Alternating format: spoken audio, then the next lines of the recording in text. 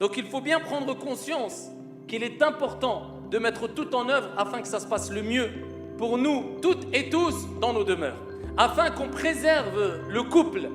Parce que Allah subhanahu wa ta'ala, notre Seigneur, a voulu qu'on se marie, pas pour divorcer. Allah Jalla wa ala a bien sûr légiféré le divorce. Le divorce, c'est quelque chose qui est quelque part naturel.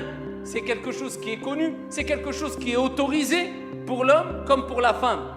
Mais malheureusement, et c'est une réalité, on le sait toutes et tous qu'aujourd'hui le divorce, at-talaq, est devenu une forme de mode, si on peut appeler cela comme ça, j'irai plus loin, une mode obscure.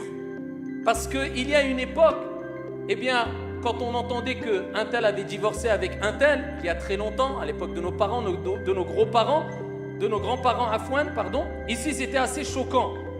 Parce que c'était quelque chose d'assez rare, en tout cas, du moins, je ne sais pas de manière générale, mais en tout cas, du moins, dans la communauté musulmane et plus précisément dans les pays du Maghreb. C'était quelque chose d'assez rare.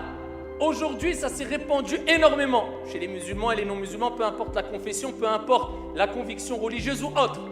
Et malheureusement, les gens prennent ça comme si ce n'était rien. Tu veux retrouver l'amour, le respect et la sérénité dans ton foyer ?